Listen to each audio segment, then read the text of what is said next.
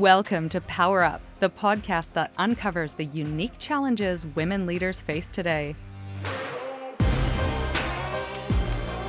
Join your hosts, Nat and Kristen, as we dive into the tough topics and provide actionable insights you can apply right now. Don't forget to hit subscribe so you don't miss any episodes.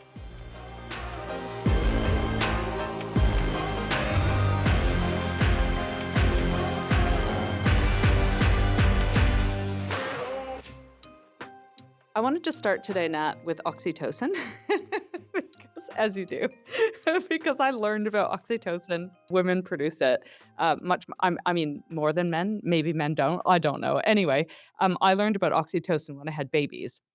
And apparently that you produce oxytocin when you are feeding your babies, like you keep your babies alive. You have this really emotional, strong feeling towards another human being. And no doubt biologically, it's so that we keep these little people alive. Like we have this real biological need to keep people alive. So I learned about oxytocin, which is interesting. And the reason we're talking about it is we're trying to dig into this concept of why women, and we're going to chat about it today, why women feel guilty about so many things, about, letting others down and needing to put others first, and this like sense of like constantly, I don't know, well, frankly, not putting ourselves first. So oxytocin, believe it or not, is one of the reasons why. Like, we are biologically wired to put others first, and oxytocin can be released in a whole bunch of scenarios.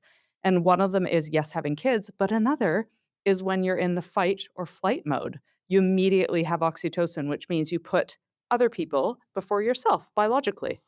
I love it. I wasn't Googling whether or not you can huff it, but I did think it might be interesting to just do a little deep dive into how all these different sort of what are they called? Chemicals work together. So we've Yeah. got the dopamine. We often talk about dopamine, and the reason we talk about dopamine is because it's usually released when you achieve something. So like or eat something. So it's like that kind of it's a reward. It's released as a reward. So we get it when you like scroll infinite scrolls and tick off a micro goal or have a really nice meal or all of that sort of stuff, and it gives you a rush from achieving something. Serotonin is because yeah, they're all kind of What's interestingly that sort of the again? same. What's So serotonin? dopamine is reward and motivation. Serotonin is calmness and stability, really. So I'm just doing a very high level, and so it'll make you feel contented and calm. And it's released interestingly released by sunlight, exercise, meditation, Totally makes all of that, sense. healthy eating. And oxytocin is bonding and connection. So it's released by physical affection, which is why babies give it to you, cuddling, hugging, social interaction, breastfeeding, social recognition. So it's a really like interconnected sort of thing. I'm pretty sure, I can't remember which one it is. I always think it's serotonin that is released through pain, more like exercise. So you get it because you feel the pain and it kind of kicks in. I don't know. I'm Or gonna look. maybe it's because the pain is over and the Yeah, it achievement might of be, it might be. I thought it was oxytocin too, but it's not. So, just for anyone who's interested, because yeah, there's all of these different chemicals, and I think they're often used in different ways.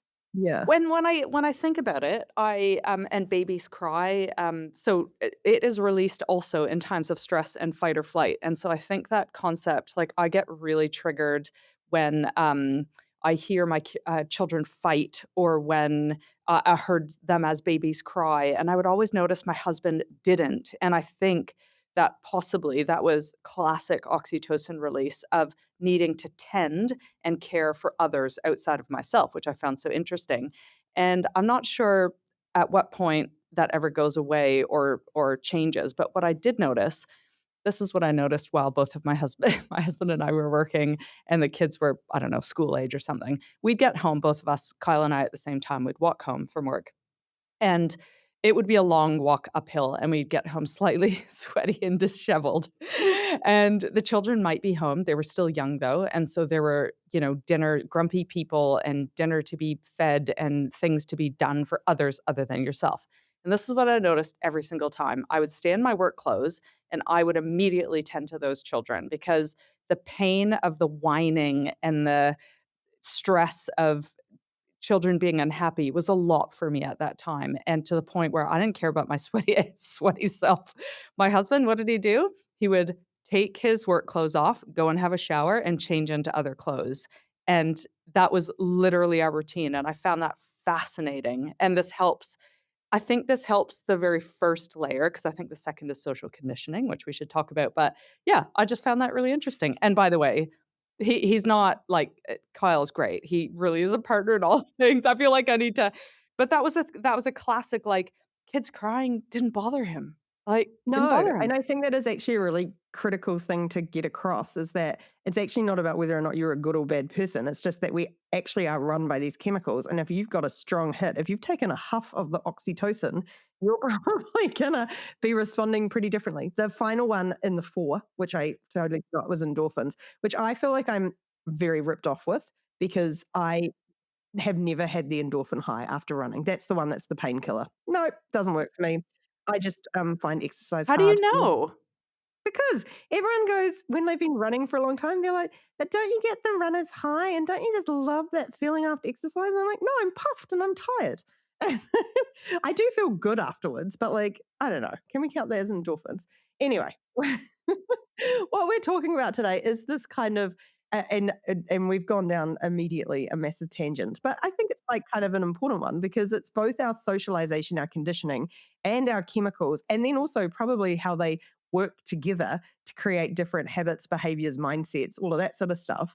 And one of the things we have noticed a lot recently is, especially as we get new power suiters on, some members start, they get up and running really quickly. They are really engaged. They really understand what they're trying to achieve and they get cracking. Others, however, kind of get stumped at the first hurdle. And what we've realized that first hurdle boils down to is I deserve to invest time in myself. It is that simple. And it is undoing years of conditioning to say that I am allowed to prioritize time spent on myself. And we just thought that was so fascinating how widespread it is that we don't, and it's unconscious as well. Like no one's sitting there going, I don't deserve this. It's just that they on autopilot undermine or deprioritize anything that they perceive to be selfish, like something that they don't immediately see a benefit for other people, and they will just put everything else on top of it. Yeah, and I think it was important to layer to start with biology because there is something about how we are literally wired and our the hormones that we produce to put others first before ourselves, but then it's reinforced and reinforced and reinforced. And you talked about conditioning, so I think it's worthwhile us chatting about I don't know just some other experiences or stuff that we've heard. I was reading recently about a study where University of Toronto in Canada found and this is 2025, so I know we've studied girls and boys and gendered situations in schools for a long time, but this is really recent, and girls as young as primary age school prioritize their teachers' instructions, so doing well, listening, and obeying over their own problem-solving ideas, whereas they found boys pushed back and explored alternatives, and that is, like, the perfect breeding ground for social conformity that takes root, no doubt in the home and at the school. Really interesting.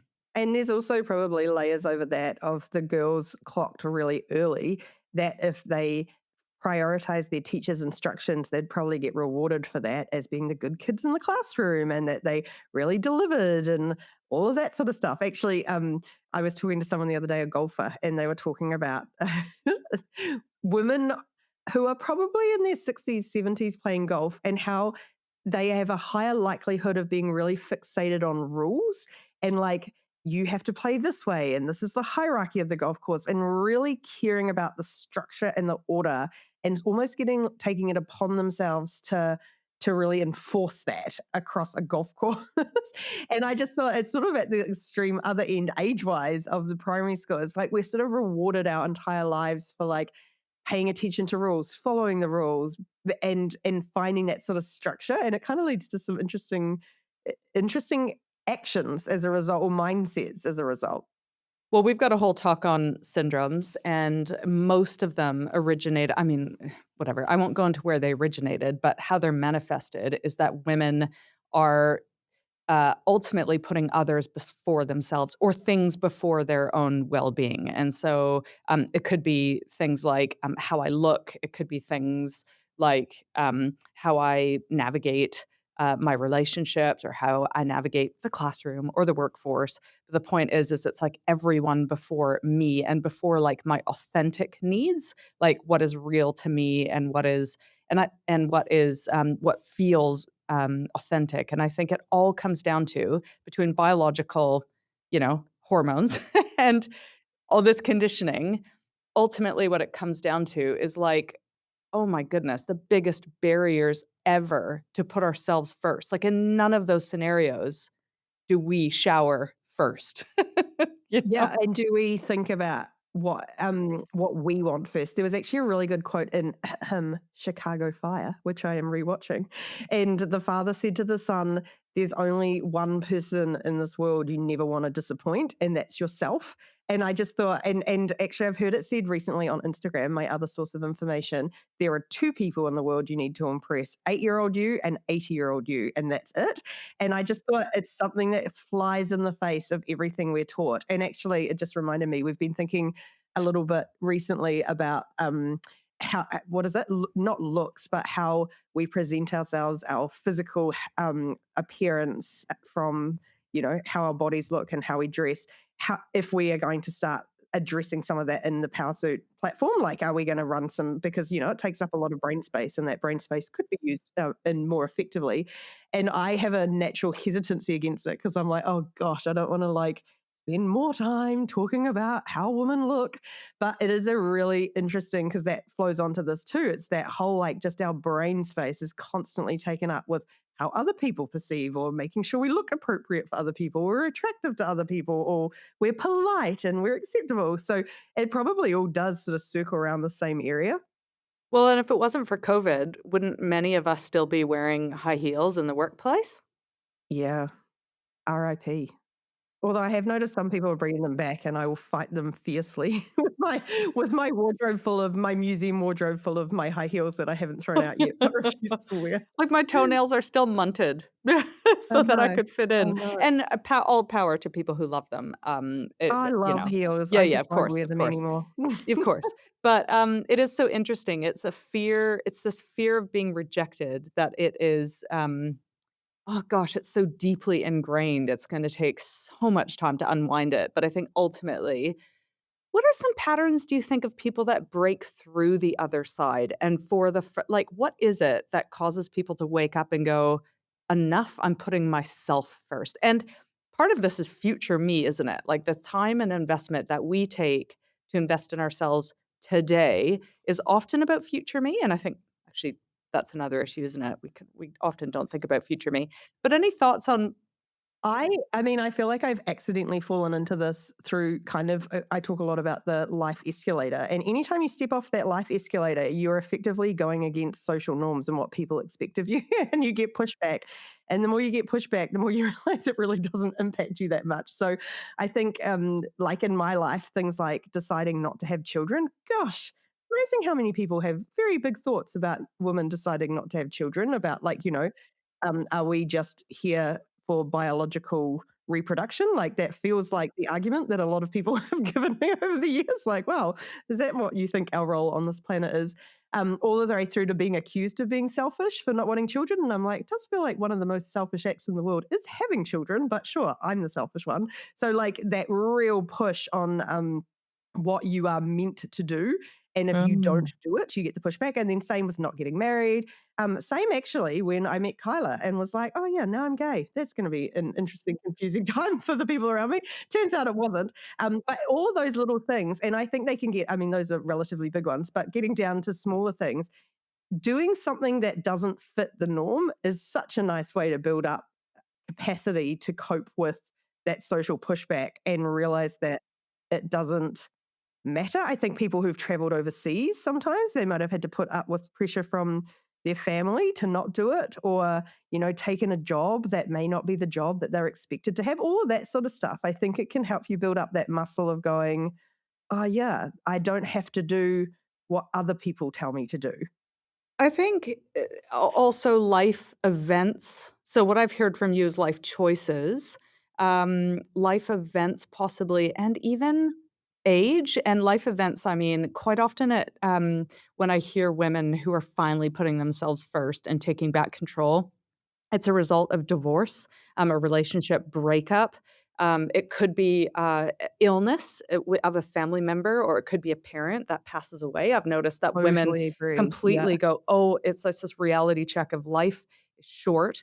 I am unhappy. I am making a change." And then I would say age, and I recall thinking I was curious about why I was reacting in a certain way a few weeks ago.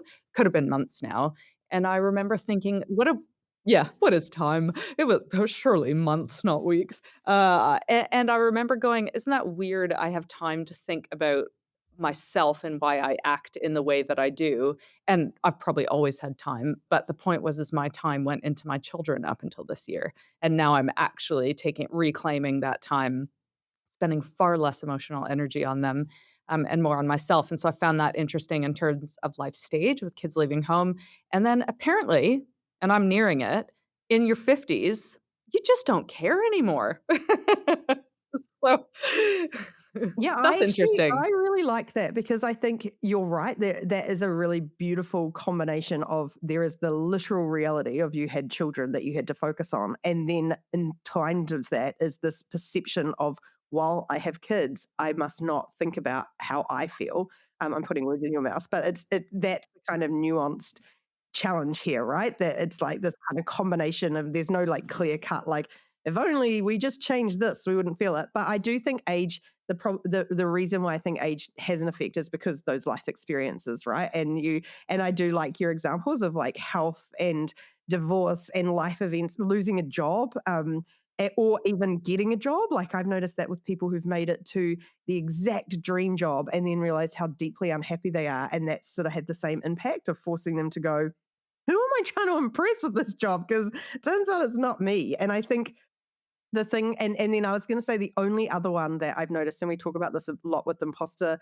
phenomenon, and the question we often ask when someone says, "I feel like an imposter," especially when it's going for another job, we're like, "Okay, well, who else would do it better?" And as soon as they realize that they're up against the sort of mediocre guy sitting next to them, the imposter syndrome disappears and is replaced with quite a quite a conviction that they are in fact the best person for the job. And so it's almost like these little nudges that just gets us out of fantasy land or like the conditioning land and forces us to face what's actually in front of us sometimes. Mm, mm. I was reading a few we ask our members to fill out a quick form when they join PowerSuit, and it's a great time for them to reflect on what's important to them or how they're going with their career, but also then we can tailor their first few months on PowerSuit to support those goals. And what I've been struck by is an increasing amount of people who are going, I need, it's time to figure out what it is that I want and what matters to me in my career. So that's, quite often we have a lot of people join during transitions, like feeling stuck and not sure about the next step, or they've stepped up and looking to find their feet. And so there is a contingent of real transition and leveraging PowerSuit and investing in themselves to finally, for the first time, do that. What I can't like, if I were to, take big traumatic life events away, and natural seasons of life and maybe menopause in your 50s and 60s, but what I'm just curious, how could we I don't know, how could we reverse how do we deconstruct it and so that everybody can start to put themselves So first, not like everyone has to today? get divorced, do you think? Yeah. Like we're trying to avoid Or, like, have a health scare or something, like, God forbid. What is the thing that would be easy that almost like how can we manufacture endorphins for Nat, which I've searched, by the way, and we'll talk about that after, but it's the same thing, like, how can we wake up and those micro-feminism moments you see on reels, you're like, "My micro-feminist moment for today was, not to say sorry when the guy bumped into me on the sidewalk." So, but what is the hashtag too mic soon, Kristen. Hashtag too Sorry, sorry, soon. sorry. Sorry, Nat told me a good story on the weekend, but what's the thing where we can have a micro moment of against biology and against this conditioning of putting ourselves first tomorrow morning? Like, what is the thing, Nat? Okay, I have some ideas because I think we've both been practicing this a lot over the last 5 to 10 years. So we talk about this at the end of every year when we talk about going into a sort of a couple of week break or a week break and how hard it is for people to rest because we feel so guilty when we rest. So I feel like the easiest micro way to practice this is indulgent rest. Mm. And you can do that tomorrow like you literally said when we wake up, have a cup of coffee, sit down in a nice chair and stare out the window and do nothing. Don't try and multitask like packing lunches or anything. Just like stop and do the thing or go sit in the sun and read a book for 10 minutes. Or one of the things I'm trying to practice now is when I'm at a cafe or bar, I try and arrive a little bit early. And instead of jumping on my phone, I just sit and observe the room and just like there's something that like rewires my brain there to feel like I am like this person who is just swanning around and just like comfortable and observing. So it's just like taking those 5, 10 minutes of doing something that feels micro indulgent. Like it's, you're not trying to cram something else in. There's no purpose to it other than rest or enjoyment and something that you love to do. There is no other benefit other than you loving to do it or finding it relaxing. And I think that for me, anyway, a few years ago, I found incredibly hard because on a weekend, I'd feel like I failed my weekend if I hadn't crammed it full of productive activities. And now I feel like a weekend is a success if I've spent 4 hours watching Chicago Fire, eating popcorn, and having a glass of, I don't know, martini. I feel like there's a rewiring of our brain and belief system at the same time because what invariably might happen when people do this is immediately there'll be a sense of guilt or shame or uneasiness around I don't deserve this time or I should be, I could be. Like again, of course, in Do this like you think that efficient. that's the like 5, 10 minute element of it? Like, just practice it rather than try and, like because I have a friend who's literally taken the week off. She's in a pretty she's had a pretty rough couple of months. She's taken the week off, and she is practicing this all week. She has deliberately not packed out her week with stuff. She's booked brunches, she's booked a manicure one day, she's booked, getting her eyebrows done another day, she's booked cocktails one day, she's got, like, I'm gonna go swimming one day, whatever it is. That is advanced, and I think she's been practicing a lot over the last few years, but starting with just one of those activities in a week and not or a coffee, and not cramming anything else around it, and just going, "I deserve 5 minutes to sit and enjoy my coffee and my muffin," or whatever it is, and if I have to get up and do everything for the other 23 hours and 55 minutes of the day, that's fine, but this 5 minutes is mine. Yeah, I love this. This is a trust the process thing. This is an actual trust the process. Just start taking the time, and then you'll claim more of Yeah. it. And no doubt mindset shifts as well. Yeah, I like that. I like that.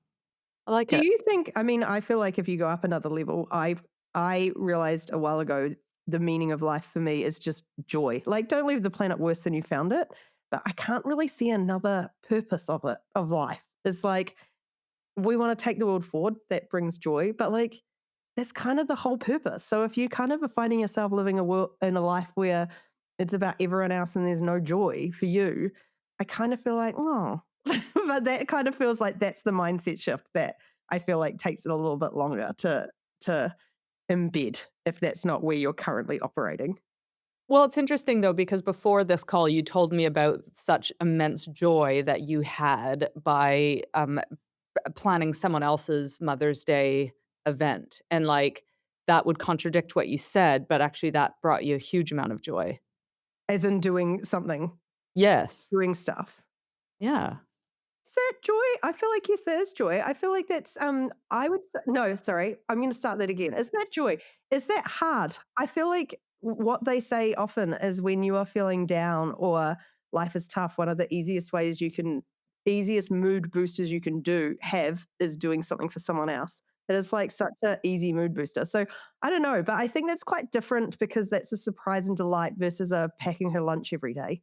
Probably wouldn't do that.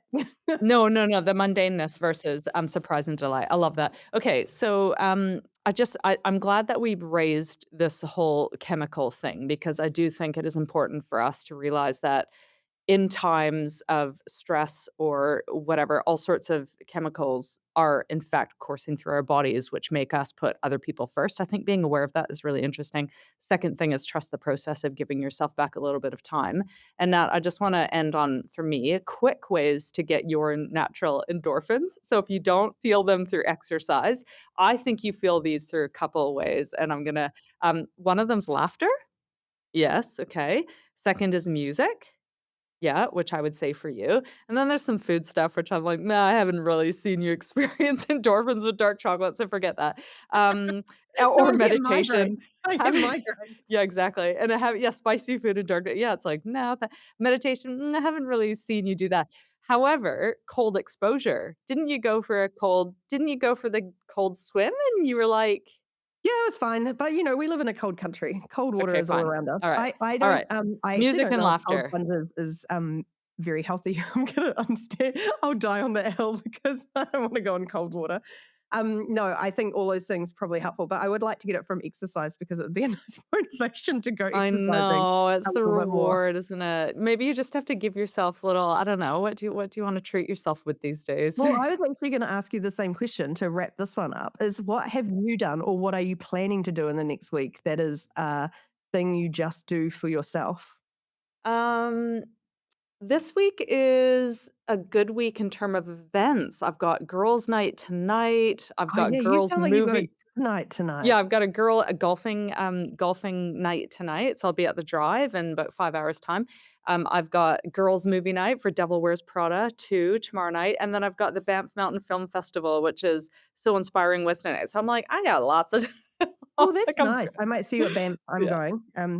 That will be fun. I'm looking forward to that. Yeah, I feel like those things. I went to a, jazz thing on the weekend, and this is interesting. This is actually Honestly, probably that would where be my I worst nightmare, a jazz thing, but well, anyway. you know what? I think this is where I struggle. So it was like classic Wellington hipster. I was like, it's a cool venue and it's a really cool band and they sing Kendrick Lamar. Well, they don't sing them, they play Kendrick Lamar's music, but it's jazz and then they like sample his voice. And so I did that and it's delightful. And at one point I went to get a drink and then I just sort of wandered into the crowd and just like boogied on my own for a couple of minutes and was like, because it Oh, was like in that vibe, you know, when everyone's in it, doesn't yes. feel you're not like the first dancer. But I realized at the start of the night, I was really stressed because I need to go to sleep early and I don't understand how these things work. So doors opened at 8. So I was like, okay, doors open at 8. The concert will start at 8:30 and we'll be out of there by 10.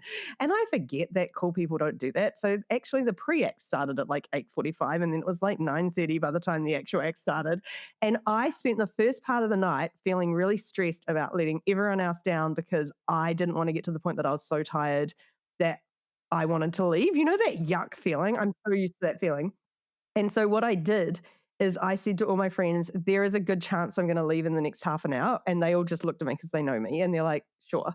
And then I could relax and just enjoy myself without worrying Oh, the about letting everyone else pressure, down. the And I just expectation. yeah, and it just occurred to me that Right. that might be, um there's something in there around saying like recognizing when you are very much freaking out about everyone else's expectations on you that they do not have often and either addressing them internally or by asking the question because that really relaxed me knowing that I was fine. I could just go home if I wanted to. I love it. Name it.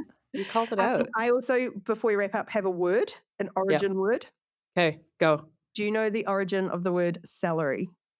Salary? Yeah, Salary? how we get paid. Ah, darn it. No.